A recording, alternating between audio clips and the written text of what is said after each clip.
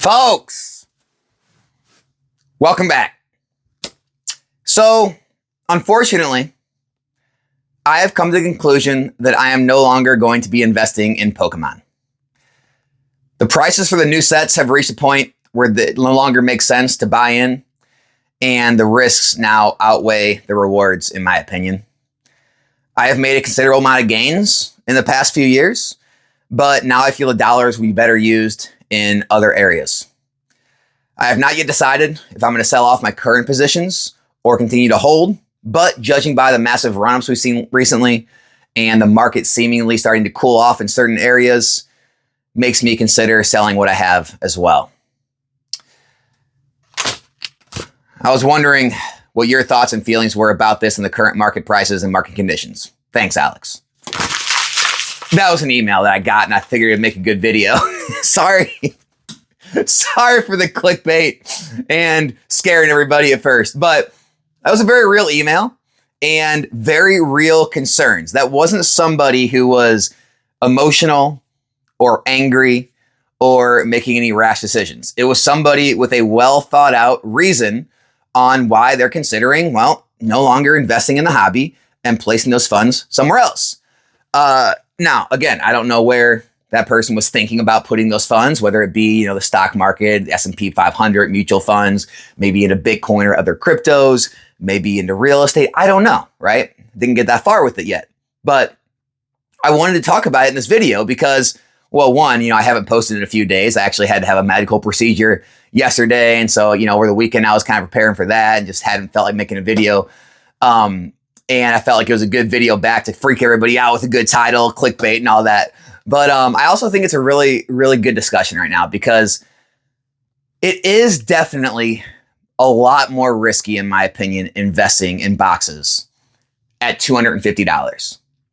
And it's not the point that I think it's risky as in you're going to lose a bunch of money if you hold long enough. I still believe in this stuff long term, but definitely in the short term, it's risky. And also, it's not even guaranteed it's going to be the best investment at this point. As most people know, in an S&P index fund with compounding interest and dividends being reinvested, or even good mutual funds, right? You're usually going to double your money every 6 to 7 years. Okay? Meaning, if you buy this box at $250, you need to double your money at least in the next 5 years for it to be more worth it than putting it in something like a fund or an index. Obviously, funds and indexes are considered much safer. They're obviously way more liquid, and they're not as risky as putting your money into children's cardboard, right? Now, in my personal opinion, do I think this box is going to more than double in the next 5 years? I do. I think this box is going to be more than $500. Therefore, I have no problem continuing to invest in this stuff. But on the other hand, we're not in the $100 booster box world anymore. And so a lot of people are kind of been upset at me in some of the recent videos I've made where I've been a little more bearish. And it's for good reason, guys. When things were $80 to $100 and I was coming out just like so freaking bearish, so over positive, and I got heat for being too up on Pokemon and, all this stuff. I got made fun of for putting all my money into Pokemon in the last few years. I get it. It looks like a genius move now, but at the time it was seen as crazy. But for me, that felt like the biggest no-brainer play in the world when boxes were that cheap, considering the track record we have. Now, looking at the track record we have now, well, Sun and Moon and XY are showing us that even when booster boxes get higher in value, $300, $400, $500, $600 plus, they can still be good pickups because as time goes on, guess what? They go into the thousands and multiple thousands, right? And that kind of refuted a lot of the arguments against, well, Alex, once things, double or triple, it's a good time to get out and move into newer sets because you have a better chance to make money. Sun and Moon XY just said,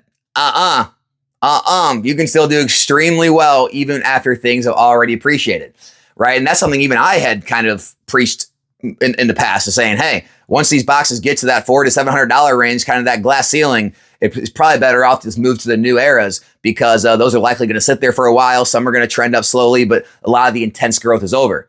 XY Sun and Moon said nope. And so now Sword and Shield just went through another run and their leg up, and they're kind of in that holding pattern now. I mean, Evolving Skies is over it, but everything else is kind of in that $400 to $700 range, right? Maybe $300 to $700 range. And, it's likely it's going to take the same pattern as Sun and Moon and XY did over time. No idea how long they're going to sit in this kind of, area, this trading range. But in Scarlet Violet era, you're not starting out in the $80 to $100 range anymore. You're starting out in the 200 plus range. Meaning, if things do run the same way Sword and Shield has, a lot of these Sword and Shield sets, especially the middle era, like, the Chilling Reign, Evolving Skies, Fusion Strike, all the way to the late era. I mean, you're talking sets that are all released in like I believe they're all 2021 to 2022. And so you're talking 3 to 4 years. A lot of these sets have taken to, I would say 200% up to, 500, 600% plus. And so, a lot of those sets have all 2x'd, right, in value.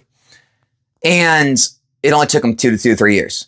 If they would have been bought at $200 though, well, sets like Silver Tempest and Astral Radiance and Brilliant Stars and Chilling Reign, you haven't even doubled your money or barely doubled your money on in that same 3 to 4 years, right? If you would have bought at 200. Some of the high flyers, like, the Lost Origin, the Fusion Strikes, the Evolving Skies, well, you double your money, tripled your money, and then whatever extra money on Evolving Skies. And so when I think about that and I look at Scarlet Violet era, I'm thinking, all right, I'm cool with that, right? I am still 100% okay with buying boxes at $200 plus dollars in the, hopes in the, strategic moves into thinking that they're going to follow similar to what Sword and Shield did. And they're going to be, high threes, low fours, up to, $500, $600, $700, maybe more on the high flyers in the next, 2 to 3 years at this point. Then they'll be, 3 to 4 years old. And so when I look at that, I'm thinking, sounds good to me. Where else can I double my money or almost double my money in 2 to 3 years? I mean, you can buy a single stock and take on more risk. You can buy a single crypto and take on more risk. But any type of funds or like ETFs, mutual funds, indexes, and any more of the safer plays, you're not going to do it. You're simply not going to double your money as fast as if Scarlet Violet era would perform like Sword and Shield era. It's a simple truth. And so, when I get an email like that, I understand where people are coming from, where it feels more risky because the prices are higher. But at the same time, we've never had as much historical data as we do now. We're getting more every single year. And we've never had as much confidence in the long-term growth. And we've never had as much sustained gains, right? The first time Pokemon started to rise, significantly was kind of in the 2016 to 2019 range. A lot of people talk about that time as being like dead for the hobby, but it really wasn't. It's just modern hadn't hit its stride yet, right? Vintage was booming, guys. I talked about it before, a base set booster box when I got in the hobby in like 2015, it was $800. Right? By the time I bought mine in 2018, I believe, and it was already $2,800. So you're talking, 8, 16, 24, over 200% gain in the matter of a few years, right? And all the boxes were doing that, the jungles, the fossils, a lot of the cards were rising in value. And so things were already making significant moves up after the whole Pokemon Go game, the evolutions boom, all that, right? Then when COVID hit, right, we had a massive boom to all new heights, right? And, each time these little booms happened, you saw things rise to massive new valuations. You saw them cool off, but they never went down to their old lows. There was still a certain portion of people that held, that believed, that continued to hold or invest in positions or collect positions moving forward. And every time we've had another leg up, it was always met with a much smaller leg down. Right. And so if something ran up from 100 to 300, it never retraced to 100. It would retrace to 250. Right. And the more and more this happens, the more confidence people have. And also the Pokemon company continues to grow every single year. And, even though they technically printed less cards, I'm sure the company is continuing to grow because they're bringing on more and more people, more and more languages. And, the video games continue to have large reach and all those good things.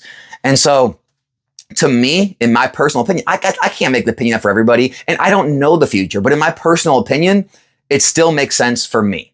I continue to hold my positions. I continue to pick up new positions. There are definitely things that I do when you would consider timing the market. Like right now, I said, I'm also not buying boxes at $250. I'm not doing it. I'm just simply not doing it.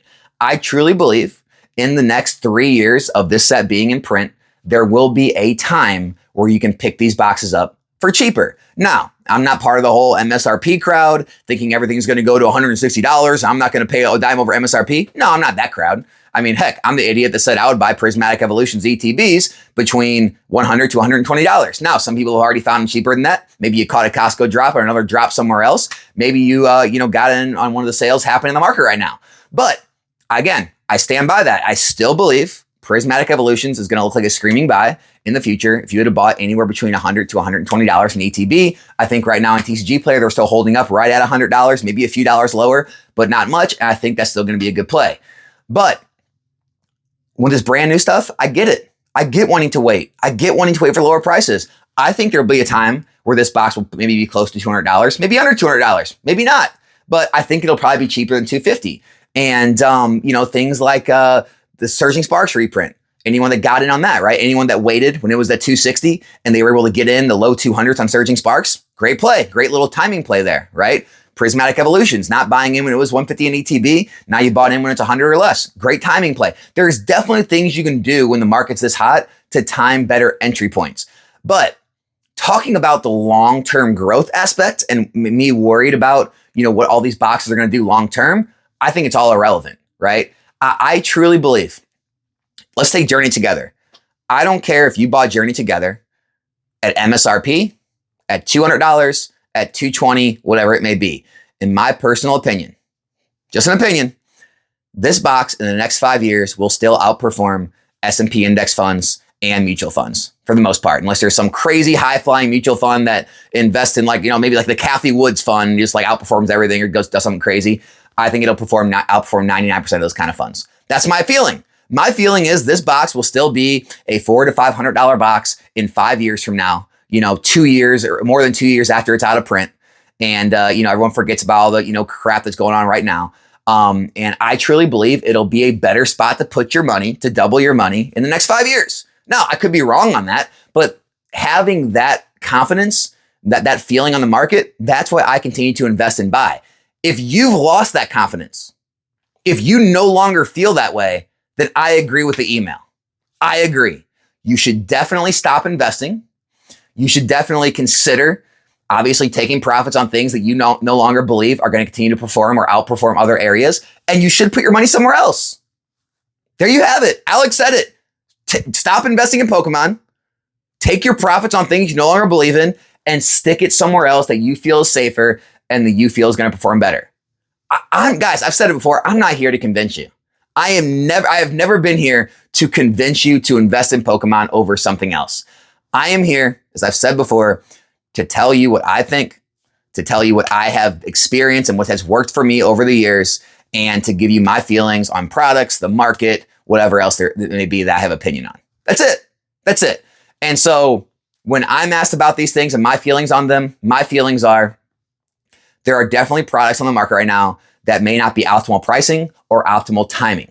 But there are many items on the market right now that I feel are maybe not optimal timing, the best time in history, but they're definitely still fine times to jump in.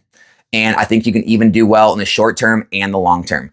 Things like, so some of these Sword and Shield boxes that are still cheap. The Silver Tempest, right? The Astral Radiance, the Brilliant Stars, etc., right? These early Scarlet Violet era sets, right? The base sets, the, Paradox Rifts, the Temporal Forces, things like that.